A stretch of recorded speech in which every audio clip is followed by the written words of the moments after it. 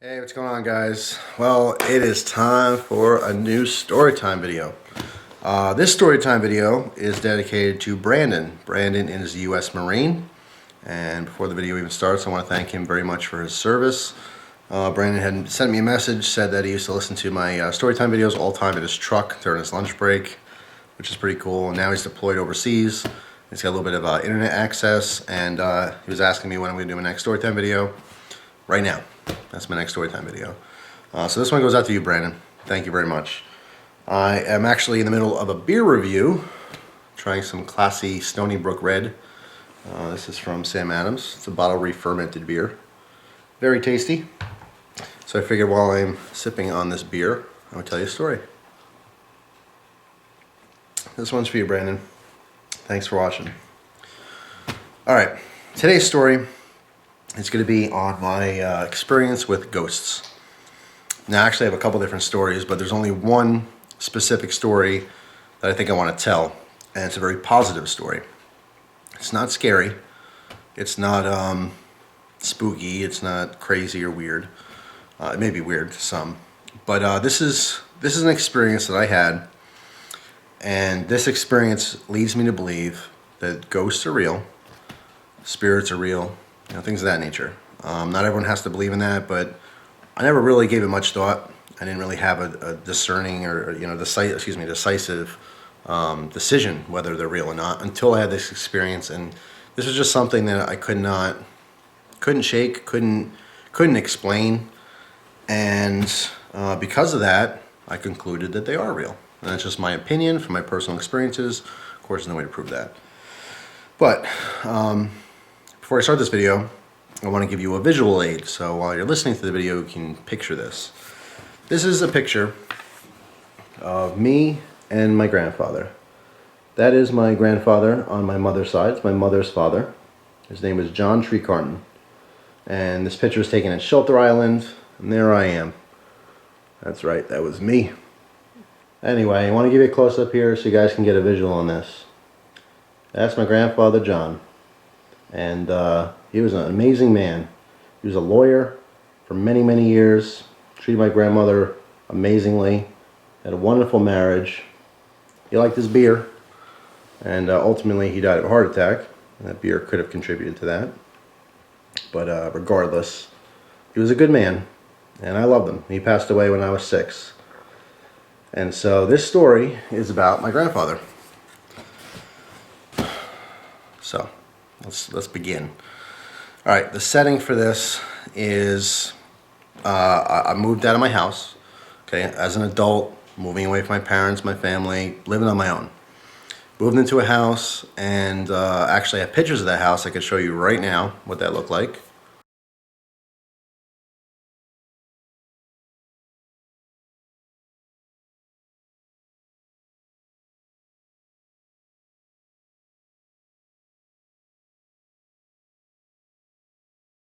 So there's a couple pictures of the rooms to, again, give you, a visual aid. You're trying to picture this in your mind. So I'm in this house. It's brand new. I mean, I'm brand new to the situation. The house isn't brand new. It's well used. But I'm renting here, and I'm all by myself. The first time in my life, I'm living on my own. Wake up, there's no one around. No one to wait for, to get home from work. Every time I leave the house, I come back to an empty house. I didn't have Gus. This is way before Gus. No pets at all. Just me and my house. I was doing YouTube. This is around the same time that I started doing hot sauce videos, if you want to give a time reference. And so it was a real lonely time. I had a couple friends, but didn't really do much, didn't have much of a social life. So, went to work, came home, did YouTube, and it was just basically me and the computer. So this is the first week that I had moved to this particular house, and things are still a little bit creepy.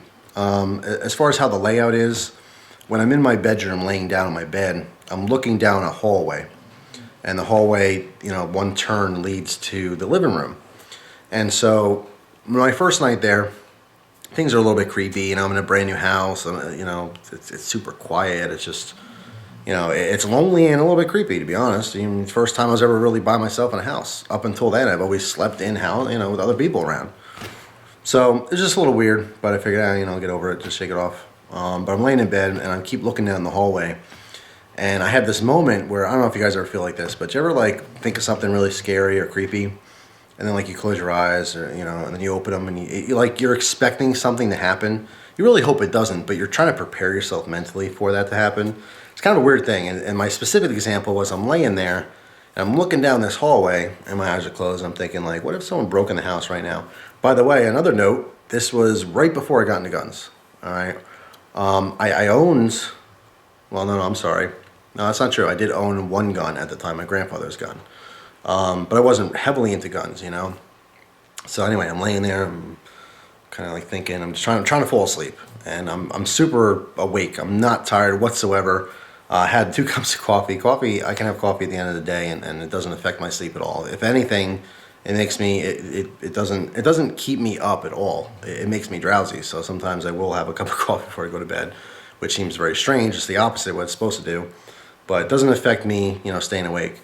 But anyway, I had the coffee to try to go to bed, and I'm laying there, and I'm just thinking of weird, creepy situations. What if someone broke in right now?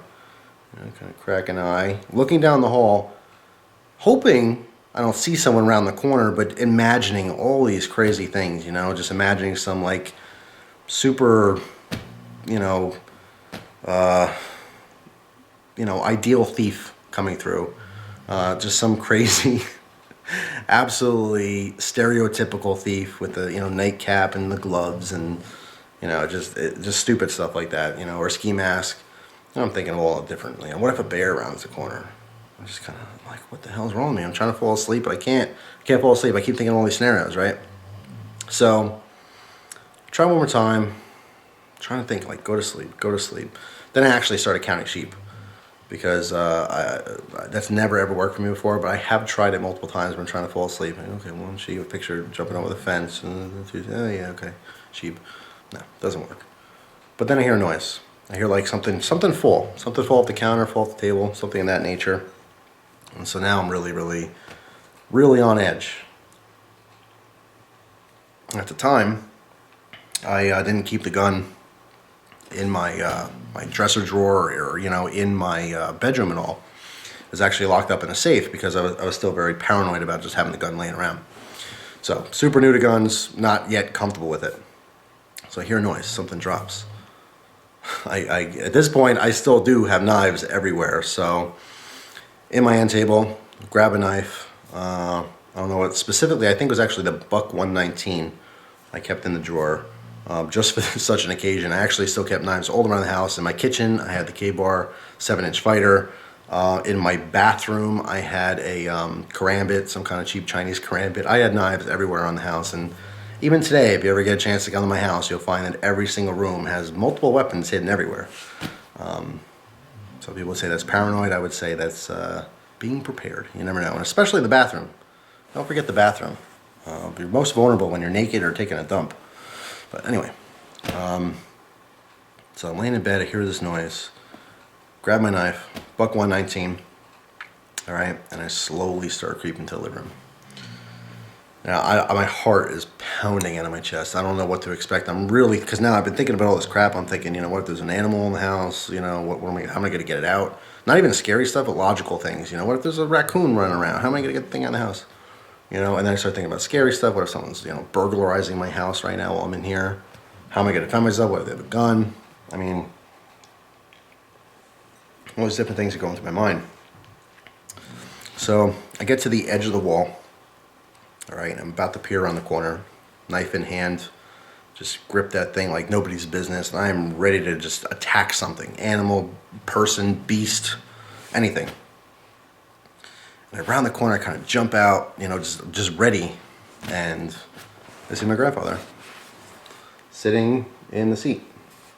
This exact chair, by the way, this leather chair that I have right here, had the same living room set. It's a three-seater leather chair, and this leather chair, single seat.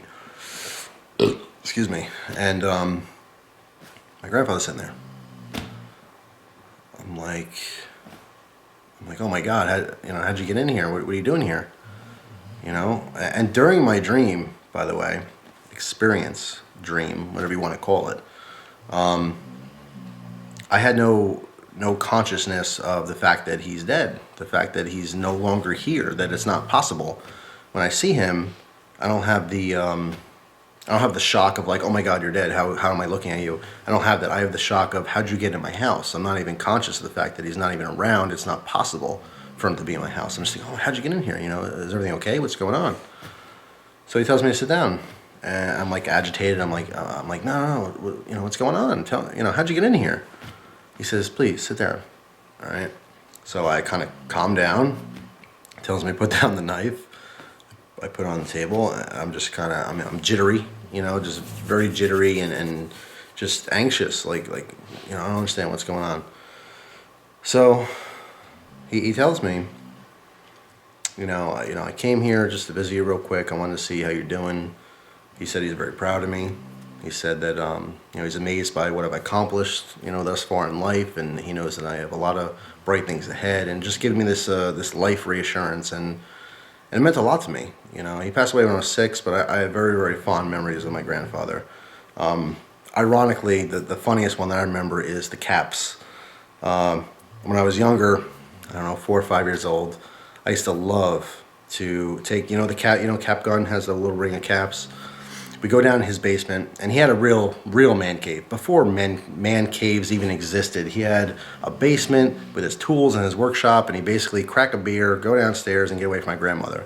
And my grandmother was a wonderful woman.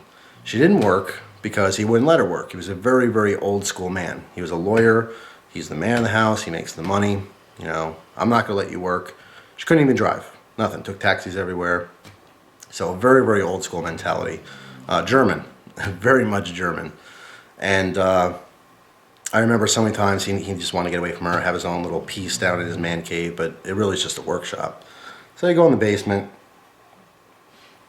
and he'd bring me down there sometimes when I was over, and he'd take these little caps and he'd put them on top of his vise, and he'd give me the hammer and let me smack them. So I'd smack them with the hammer and they'd pop and stuff. And one of my fondest memories spent with my grandfather. Anyway, I'd smack the caps, and my grandmother would hear the caps popping, and she'd yell down, John, don't do that. He's going to hurt his eyes. He's going to get a spark in his eyes. And he'd yell up, shut up, Marie. That's my grandmother's name, Marie. It was just really funny. I'd giggle, like, oh, no, grandma's going to get upset. He's like, don't worry about it, kid. Keep on smacking them. And I loved it. I couldn't get enough of just smack, never got old. But anyway, he was a great grandfather. Really took care of my mom growing up. Just a really, really good guy. Good, hard-working dude. And took care of business, always. Paid his bills, paid his taxes, standing a citizen. He didn't do anything wrong ever. His only vice was drinking. His only bad thing is he drank heavily. But no negative effects. Never really yelled. I don't remember ever arguing with my grandmother or anything like that, really. Just little snarky remarks every now and then when he felt, she was bugging him. But anyway, great guy. He loved his gadgets. He was a Radio Shack nut. Loved his stuff from Radio Shack. They got something new, he'd get it. And also spoiled the hell out of me. I'll tell you. His only grandson. There was a park. He lived in Paramus, New Jersey. And there was a park, Bandsaw Park. And he used to take me there all the time. They had a little train that went around the park. And it was a zoo. It wasn't like a city park. It was actually like a mini zoo, and they had a tiny little restaurant. They sold hot dogs and hamburgers and ice cream bars. But I go to the zoo, at least twice a week. It was crazy, and they had a little gift shop, and he bought me everything in that gift shop: dinosaur, stuffed animals and reptile stuff, and all the zoo paraphernalia you can get at gift shops. And I had everything. I had the whole shop in my house. And he did spoil me, and I loved him. He was a good guy. But anyway, so we're sitting there, and he's kind of reassuring me on life and saying everything's going to be okay. I keep telling him, that I'm scared. I'm scared. I don't know, I'm lonely. I don't know what to do. I'm worried. I'm worried about growing up, and being a man and everything else. And we had this heart-to-heart conversation, and it was very comforting. He kept comforting me and making sure that, I felt like everything was going to be okay. And it was really an amazing moment. And I remember, he told me, all right, he's like, you know what, I got to go now. And I didn't want him to go. I kept telling him, no, please stay longer, when you get up, I'll make breakfast and we'll go do something tomorrow, it'll be great. And he's like, no, he's like, I'm real sorry, but I can't stay any longer, this is it. And I didn't understand. And I was kind of getting like sad about it and upset, and he's like, listen, everything's gonna be fine. And he got up and he walked out the door and shut the door behind him, and that was it. And I kind of stood there for a second, kind of puzzled, and I went back to bed. So I wake up the next morning and I think, wow, that was a crazy dream. And actually I have to back up for a second and give you one particular detail that's very important for the story. My grandfather smoked the pipe. I regretfully can tell you that when my grandfather passed away, my grandmother had a nervous breakdown, and she ended up having to sell the house and stuff, and all their stuff went into storage. Now, don't forget, I'm like 7, 8 around this time where she had her nervous breakdown, and we were allowed to take what we want or whatever, and he had a really, really nice pipe collection. Beautiful pipe collection. He must have had 30, 40 pipes. He also had a really big Zippo collection. Excuse me. And being 7, 8 years old, I wasn't into any of that stuff yet. Not even Zippos. Zippos I got into when I was around 9 or so. And not even pipe. I think, oh, gross, pipes. Ugh. And I regret that I never took that stuff, ever. I do have one Zippo from him, and I also have a Zippo from my other grandfather, my father's father. So both those Zippos mean a lot to me.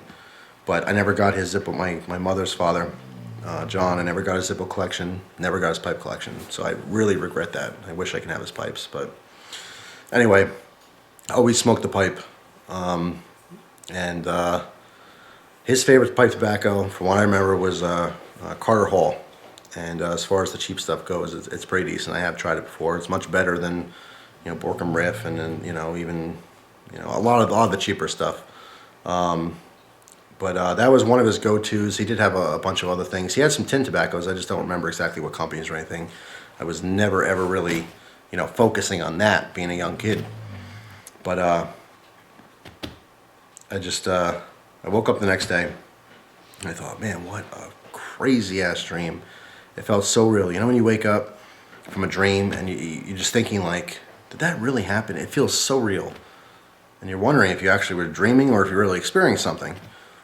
And I thought, I kind of, it was really weird, but I felt good. I felt really good. I felt reassured that everything's gonna be okay, And I got all this fatherly advice from my grandfather, passing down the torch, so to speak. And he's telling me to carry on the name and do what I got to do and be the man that he knows I am. And he told me, he gave me strength and let me know everything's gonna be okay. So here's the kicker. I go into the living room, all right, make myself some breakfast, and then I start my cleaning for the day. This happened on a Friday night, and then now this is Saturday morning. Now I don't have work this particular Saturday, I'm off. And so I figured, you know what, I'll spend the day cleaning. So I started my normal cleaning ritual, and start with the kitchen, wipe everything down, everything. And by the time I got to the living room, I noticed that on this chair where my grandfather was sitting in my dream was a pile of ashes in the middle of the chair. And they're just pipe ashes. Now, when I was talking to him during my dream, he had bumped his pipe, and the pipe had spilt over and ashes fell out. And I'm thinking, like, there must be some kind of explanation to this. There must be, like there's no way.